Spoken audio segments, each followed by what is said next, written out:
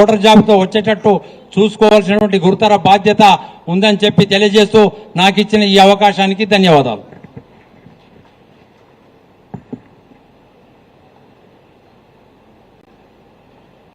Thank you Veeranna. టేక్మాల్లో వాళ్ళు ఒక మీ సేవా సెంటర్లో కూర్చొని మన వాళ్ళే వచ్చిన అప్లికేషన్స్ని అప్లోడ్ చేస్తున్నారు. సలీం అందుకే సలీం పిలిచినాను. సలీం రాలేటుండు రాలే సలీం బాధ్యత తీసుకొని వాటన్నీ ఫిల్అప్ చేస్తున్నాడు. అందుకే మీరందరూ కూడా ఎట్లా వాళ్ళు చేస్తారు అంటే ఆ పరిస్థితి లేదు. ఎవరు బిఎల్ఓ కూడా అవగాహన లేదు. పాపం వాళ్ళని అంగన్వాడీ వాళ్ళని పెట్టినారు. ప్రభుత్వ అసమర్థత అది ఇంతకుముందేమో టీచర్లు ఉంటున్నారు. ఇప్పుడు వాళ్ళకు కాని పని పెట్టినారు. వాళ్ళు కూడా ఇబ్బంది పడుతున్నారు పాపం. అందుకే మన ఓటరు కనుక ఆ ఓటు మనవాడిది కనుక ఉన్నదా లేదా అని చెక్ చేసుకోవాల్సిన బాధ్యత మనందరి మీద ఉన్నది. ఇంకా నెక్స్ట్ నర్సింహులు మాట్లాడడం కంటే ముందు మండలాల వారీగా ఇప్పటి వరకు ఎంతమంది సబ్మిట్ చేసిండ్రు, ఎంతమంది సబ్మిట్ చేయరు అనేది నేను మండల వారీగా ఒకసారి మీకు చెప్తాను. నేను రాయకోడ్ మండలంలో మొత్తం ఓట్లు 33,871 ఉంటే 33,064 ఫామ్స్ డిస్ట్రిబ్యూట్ చేసిండ్రు. అంటే ఇంకా 807 ఫామ్స్ పెండింగ్ లో ఉన్నాయి రాయకోడ్ మండలంలో. మనం చేయాల్సిన బాధ్యత ఏంటంటే ఈ 807 ఎవరు అనేది మనం గుర్తించాలి. మీ గ్రామంలో ఎవరికి అప్లికేషన్ రాలేదు అనేది మనం గుర్తించుకోవాలి. గుర్తిస్తే అప్పుడు మనకు ఓటర్ది ఆయన ఉన్నదా లేదా ఏం సమస్య ఉంది అనేది మనం దాన్ని సార్ట్అవుట్ చేసుకోవచ్చు, పరిష్కారం చేసుకోవచ్చు. అట్లాగే మర్చిపోయినా వీరభద్రరావు గారిని వేదిక మీకు రావాల్సిందిగా ఆహ్వానిస్తున్నాను. వీరభద్రన్న అట్లాగే టేక్మాల్ మండల్లో 29,016 మంది ఉంటే 28,331 మందికి ఫామ్స్ డిస్ట్రిబ్యూట్ చేసినారు. 685 మంది కూర్చోండి 685 మంది మిగిలిపోయి ఉన్నారు టేక్మాల్లో. అట్లాగే 1923 అప్లికేషన్లు ఆల్రెడీ అప్లోడ్ అయిపోయినాయి, అంటే ఓటర్లు కన్ఫర్మ్ అయినాయి 1923 మందికి. సో నియోజకవర్గంలో అందరికంటే ఎక్కువ టేక్మాల్ వాళ్ళే అప్లోడ్ చేసిన అర్థం. అది వాళ్ళు ముందంజలో ఉన్నారు. ఇప్పుడు మీరందరూ కూడా ఇట్లా వాళ్ళతో కూడా పోటీపడి పూర్తి చేయాలని చెప్పి నేను కోరుతున్నా. అట్లాగే అల్లదుర్గ మండలం 23,668 ఓటర్స్ ఉంటే 22,985 మంది ఫామ్స్ వచ్చారు. అంటే ఇంకొక 683 మందికి ఫామ్స్ ఇవ్వలేరు. ఈ 683 ఎవరు అనేది ఐడెంటిఫై చేయాల్సిన బాధ్యత మన మీద. తమ్ముడు కుర్చీలు లేకపోద్దామా, అక్కడే వచ్చి కూర్చోండి, కలిస్తే అక్కడే కూర్చోండి. బాబు జెండా తీయద్దు, ఫ్యాన్ వస్తలేదా? ఓకే. అట్లాగే వట్పల్లి మండలంలో 25,808 మంది ఓటర్లు ఉంటే 25,241 మంది ఫామ్స్ ఇచ్చారు. ఇంకా ఇయ్యని వాళ్ళు 567 మందికి ఇవ్వలేరు. దయచేసి దాన్ని నోట్ చేసుకొని అన్ని గ్రామాల్లో ఎంతమంది ఉన్నారు, ఎంతమందికి రాలేదు అని చేసుకుంటే మనకు లెక్క తెలుస్తుంది. అట్లాగే చౌట్కూరు మండలంలో 17,826 మంది ఉంటే ఇచ్చింది 17,386 మందికి ఇచ్చారు. ఇంకా 440 మందికి ఇవ్వలేరు. అట్లాగే అందులో 48,277 ఓటర్లు ఉంటే 47,922 మందికి ఇచ్చిండ్రు. ఇంకా 350 మందికి ఇవ్వలేరు. ఇక్కడ 1,300 మంది అప్లోడ్ చేసుకున్నారు, వాళ్ళ ఓటును అప్లోడ్ చేసుకున్నారు. సో ఇంకా మిగిలిన వాళ్ళు 350 ఎవరు అనేది చెక్ చేసుకోవాలి. రేపటి నుంచి ఇక్కడి నుంచి పోయిన తర్వాత ఆందోళన మండలంలో ఉన్న వాళ్ళందరూ కూడా మీ బిఎల్ఓతో మాట్లాడి బిఎల్ఓతో సంప్రదించి మీరు పనిలోకి దిగాలని చెప్పి నేను కోరుతున్నా. అట్లాగే రేగోడ్లో 18,818 మంది ఓటర్లు ఉంటే 18,524 మందికి అప్లికేషన్లు ఇచ్చారు. ఇంకా 294 మందికి ఇవ్వాల్సిన అవసరం ఉంది. ఇక్కడ 590 మంది అప్లోడ్ చేసినారు.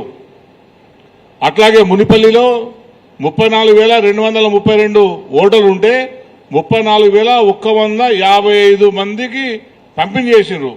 ఓన్లీ 75 మందికే ఇవ్వలేరు. సో ఈడ మరి సక్సెస్ఫుల్గా ఉన్నది.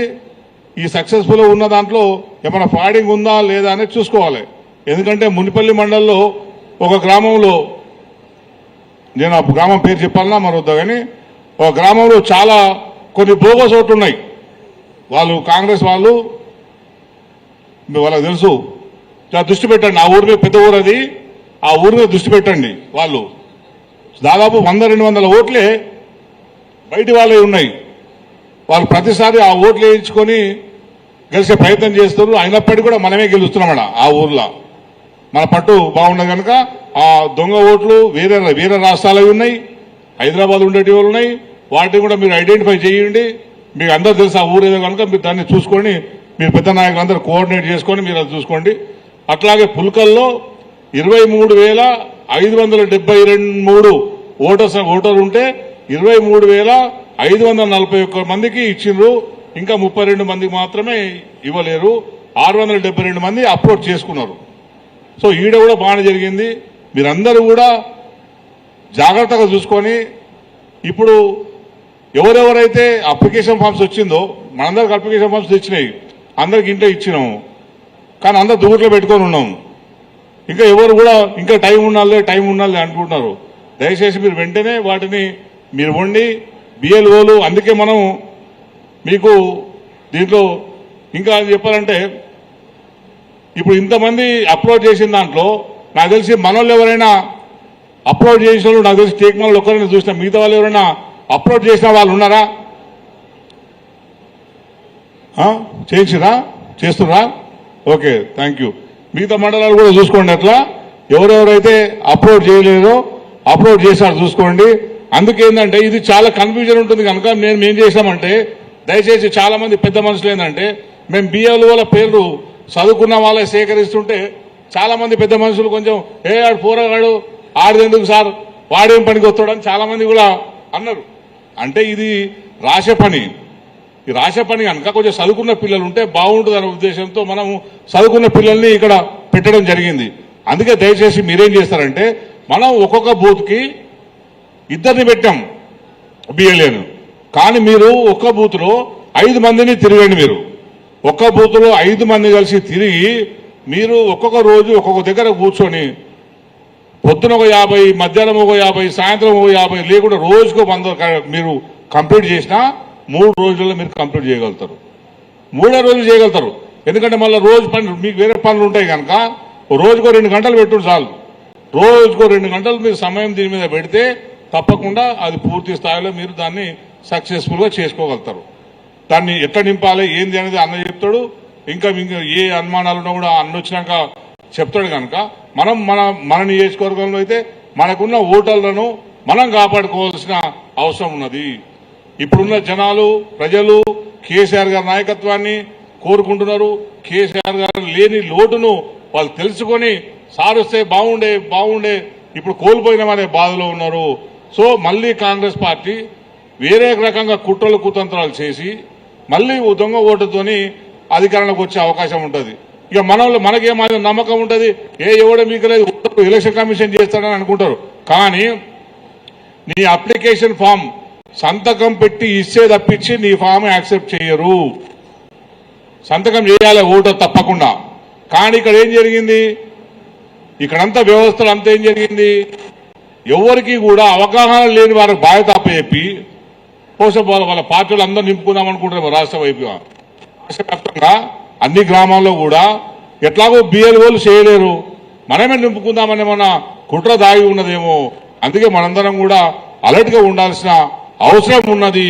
దానికోసమే ఇటువంటి అవగాహన సదస్సుల్ని మన పార్టీ అధిష్టానం అన్ని నియోజకవర్గాల్లో పెడుతున్నది. కనుక మీరెవరు కూడా దీన్ని ఈజీగా తీసుకోకుండా కొంచెం సీరియస్గా తీసుకోండి. మళ్ళా వాళ్ళు పోరుడు వాడికి ఎందుకు పెత్తనం అనకుండా చదువు వచ్చిన వాళ్ళు ఎందుకంటే రాయాల్సిన వాళ్ళు మనకు ఉంటుంది కనుక వాళ్ళని ముందు పెట్టుకోండి, ఈ ఫామ్ ఫిల్అప్ చేయాలని చెప్పి నేను మీ అందరికీ కోరుకుంటూ ఎవరెవరైతే ఉన్నారో వాళ్ళందరూ ఇంకా మన ఓటు చాలా మనకున్న మేజర్ సమస్య ఏంటంటే హైదరాబాద్లో ఉన్న ఓట్ల సమస్య. ఆ ఓట్లు ఎట్లా చేస్తామనేది మీ గ్రామాల్లో మీ వీరుని బట్టి మీరు చూసుకోండి. హైదరాబాద్లో ఉన్న వాళ్ళంటే వాళ్ళ ఇష్టం బట్టి ఉంటుంది. హైదరాబాద్లో కానీ ఇక్కడ ఉన్న వాళ్ళు కానీ వాళ్ళు అక్కడ ఉండాలనుకుంటే ఓటు అక్కడే ఉంటుంది. కానీ మన దగ్గర చాలా మందికి ఉండే సెంటిమెంట్ ఏంటంటే ఊర్లో ఓటు లేకపోతే సచ్చినట్టు లెక్క అనే ఫీల్ అవుతారు. కనుక చాలా మంది కూడా మన ఓట్లో ఉంటారు. హైదరాబాద్లో ఉన్న వాళ్ళకు కూడా మీరందరూ కూడా ఫోన్ చేసి చెప్పండి మీ అప్లికేషన్ ఫామ్ ఉన్నది అని వాళ్ళకి చెప్పండి. వాళ్ళు అక్కడ ఉంచుకుంటారా ఇక్కడ ఉంచుకుంటారా అనేది మీరు చూడండి. హైదరాబాద్లో ఉన్న వాళ్ళకి ఎవరైనా ఫోన్ చేసిండ్రా? ఎవరైనా ఫోన్ చేస్తే చేయొద్దండి. ఇంతమంది ఫోన్ చేశారు. ఓకే, థ్యాంక్ యూ, ధన్యవాదాలు. ఇంకా అన్ని గ్రామాలలో కూడా హైదరాబాద్లో ఉన్న వాళ్ళకు మిగతా స్టేట్లో ఉన్న వాళ్ళు ఓకే థ్యాంక్ యూ. మిగతా వాళ్ళకు కూడా ఫోన్ చేయండి, మాట్లాడండి. మనడు కాకుండా సరే అడగండి, ఏముంది. ఇప్పుడు మనడు కాకపోతే రేపు కావచ్చు కదా. అరే నా ఓటు కోసం పలానా అడిగిండు పోయి నా ఓటు ఉందా లేదా అని అడిగిండు అని ఉంటుంది కదా. దీనికి పైసలే ఖర్చు కావు కదా, ఒక ఫోనే కదా. అందుకే నీ ఓటు ఎక్కడ ఉంచుకుంటామని అడిగి రమేష్ చూడండి, అందరూ చూడండి. అట్లా మీరు అందరూ కూడా దాన్ని పూర్తి చేసుకుంటే మన ఓట్ల సంఖ్య మనకు పెరిగే అవకాశం ఉంటుంది. డూప్లికేట్ ఓట్ల సంఖ్య కూడా తగ్గే అవకాశం ఉంటుంది. ఇంకా ఏమైనా మీకు వేరే అనుమానాలు ఉంటే మీ అధ్యక్షులు కూడా ఉన్నారు కనుక వాళ్ళతో మాట్లాడిస్తున్నాం. వాళ్ళు కూడా చెప్తారు. వాటన్నిటిని నివృత్తి చేసే ప్రయత్నం చేస్తారు. ఇప్పుడు నరసింహ గారిని మాట్లాడాల్సిందిగా అల్లదూరు మండల అధ్యక్షులు నరసింహ గారు.